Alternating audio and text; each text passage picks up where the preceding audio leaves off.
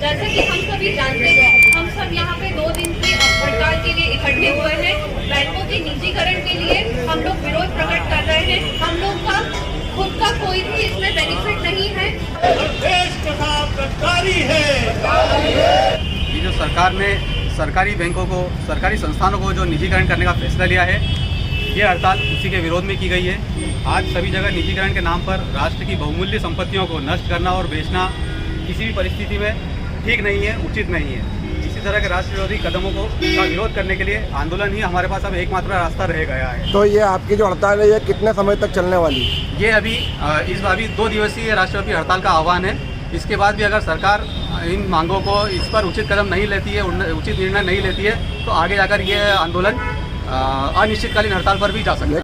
आप private bank, किसी भी बैंक का उदाहरण ले लीजिए, 10-10 हज़ार रुपये में अकाउंट ओपन होता है। क्या मेरे देश का जो 30% जो है, जो केवल सुबह कमाता और शाम को खाता है, क्या वो अपने खाते में 10 हज़ार रुपये मेंटेन कर पाएगा?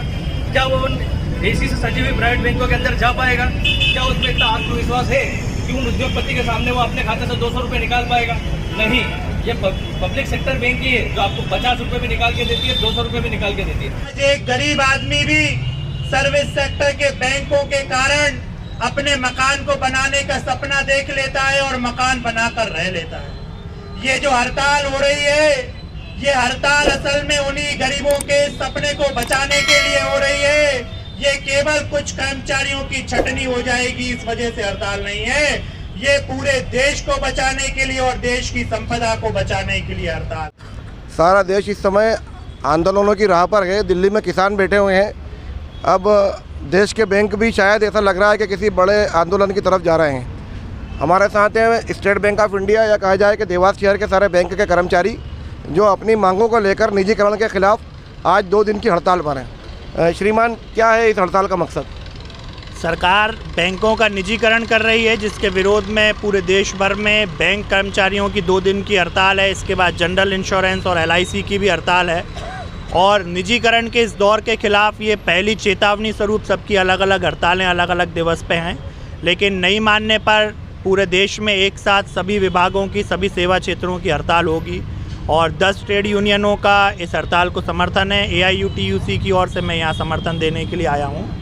सरकार निजीकरण के द्वारा केवल बैंक के, LIC के कर्मचारियों का नुकसान नहीं कर रही। ये असल में देश की वो संपदा है जिसको बनाने के लिए इस देश के उस आखिरी मजदूर ने, जो दिन भर में 20-25 रुपये भी कमाता है, उसने भी अपनी जेब का पैसा लगाया है। आज सरकार उनसे बिना पूछे उनकी संपत्ति को बेच रही है, केवल चंद उद्योगपति घरानों के फ़ायदे के लिए, जो उनको चुनाव में चंदा देते हैं। उसके विरोध में जनता के हित के लिए ही हड़ताल हो रही है। तो जैसा देखा जा रहा है कि केंद्र सरकार के कानों पर कोई असर नहीं पड़ता, कितनी आंदोलन किए जाएँ, कितनी हड़तालें की जाएँ, तो क्या ये बैंक की हड़ताल किसी मुकाम तक पहुँच पाएगी? नहीं, ऐसा कहना गलत है कि केंद्र सरकार के ऊपर कोई असर नहीं पड़ता। ये बात अलग है कि उनकी दहशत टीवी पर नहीं दिखाई देती, क्योंकि कई सारे टीवी चैनल उन्होंने ख़रीद लिए हैं।